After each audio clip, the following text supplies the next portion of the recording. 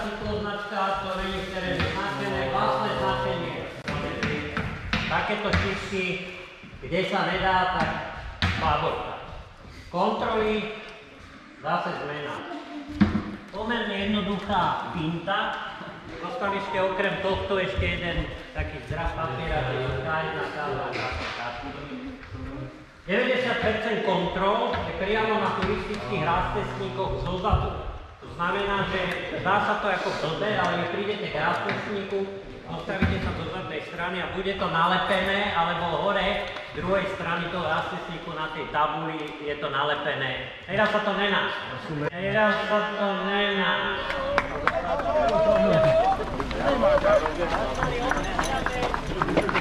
Tak Jáčko, pekný druh.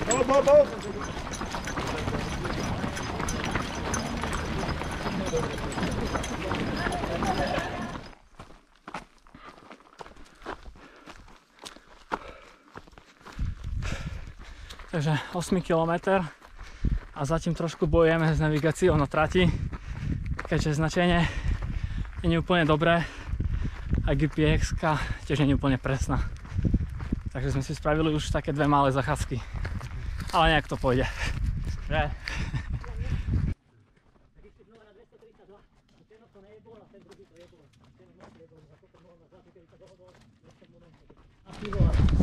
Takže 20 km, máme prvú kontrolu za sebou.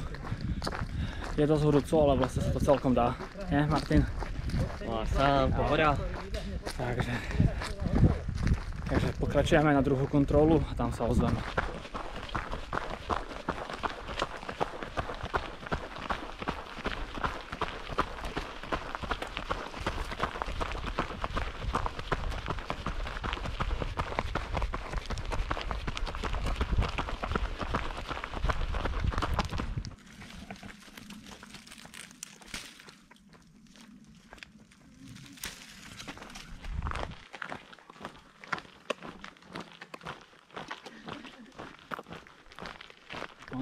Takové vaše tradiční jídlo. No, takže máme 30. km.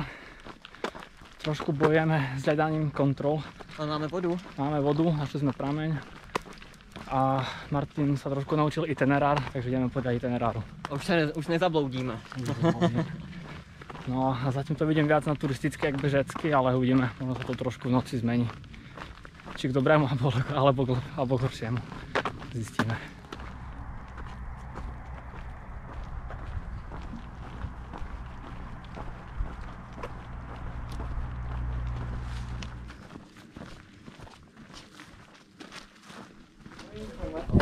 Ahoj. No, tleskání to ještě je brzo. Ahoj. Tak neviem, či ma je vidno, ale máme po 40 km a začíname najťažšiu časť tohto preteku, ktorú asi budeme ísť celú noc. Niekedy nad ránom by sme mali byť na Pezinskej Babe. Snaď. Takže to, ozvem sa z ďalšej kontroly, ktorá je za koľko? 20 km? 26? Tak nejak. Tak sa ozvem.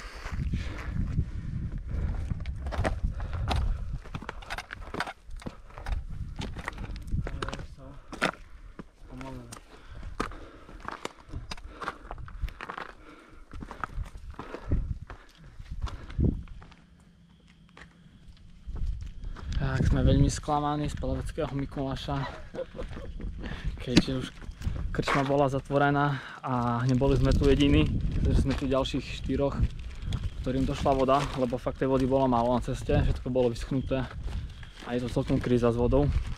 A nakoniec jeden dobrý kamarát od čašníka ešte... Od buzeranta toho čašníka. Od buzeranta, no za 20 € mu dal zo skladu 2 minerálky. Takže nám dal jednu fľašu minerálky, tak tá nás celkom zachránila.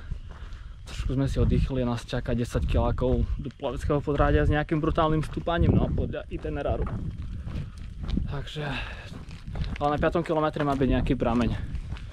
Tak uvidíme, jak to tam bude. Teraz je cieľ dojsť do Plaveckého podhradia a si poriadne oddychnúť. Tak uvidíme sa v Plaveckom podhradí.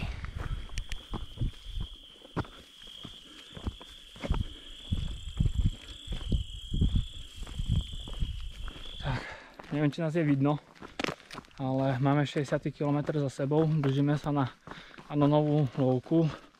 Aj keď nám kamarát Folo veľmi pomohol s tou vodou, za čo mu veľká vďaka, stále máme krízu a modlíme sa, aby aspoň išiel nejaký prameň na tej Anonovej lúke, kde teraz smerujeme a mohli sme si doplniť vodu do fľašiek a pokračovať do Vršeckého podhradia, kde si dáme tvrdý reset.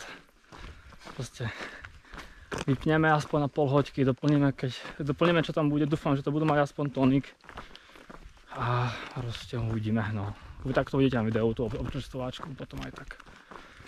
No, ale je to celkom záhul, tento pochod v našom podaní. Už sa o beh ani nedá rozprávať, keďže tu ideme viac turisticky, no.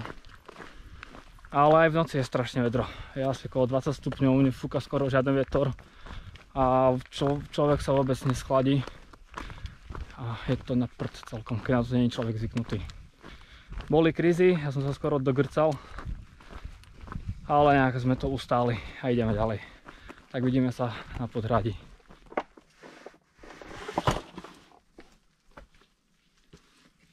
Krásna studánka. Snad sa z toho neposereme.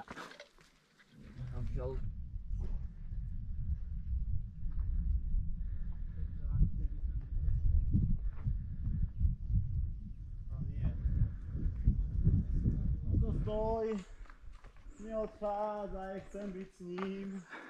Tvojím Petr Klínom jedine. Zdech z Petr Klína. Bez nulek pohora. Čistý extrém.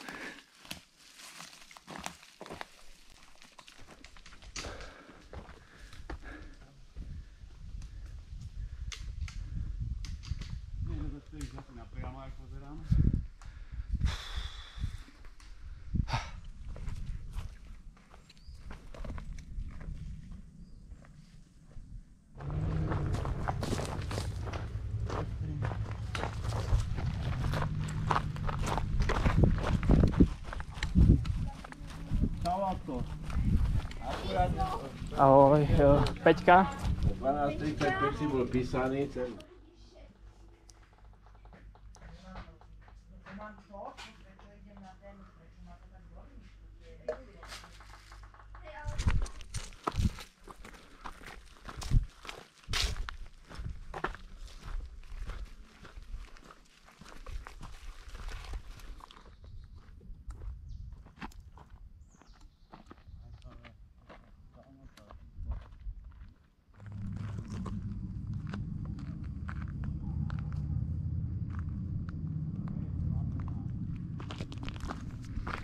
Takže sme už po kontrole na Pezinskej Babe a ideme teraz stúpanie na Kuklu, potom iba máme ešte nejaké menšie stúpanie a mali by sme byť na kontrole do Lany, kde mám support bag a kde si zoberiem druhé tričko, lebo toto už dosť cítim. No a už sa je celkom fajn, nohy ako neprotestujú, je cítiť tie výškové metre, tú vzdialenosť, ale do cieľa to už dáme. Tak sa vidíme na kontrole v Dolánoch.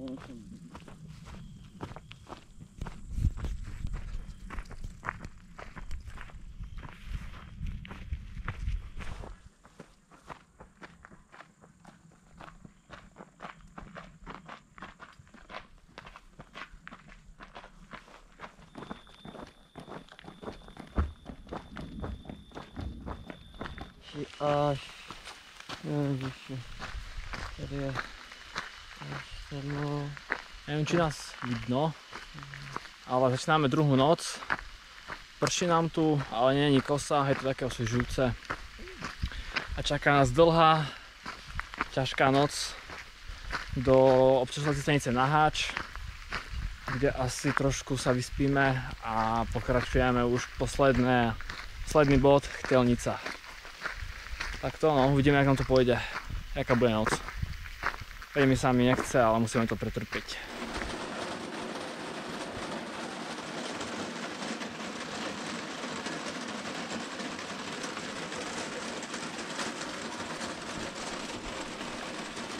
Takže pokračujeme ďalej, ale celkom nám to začalo pršať, už sme sa skryli do autobusovej zastávky, kde som si ja potreboval zdrebnúť, lebo už som mal celkom halušky a už som sa nesústredil poriadne a pokračujeme ďalších 10 kilákov do Smoleníc.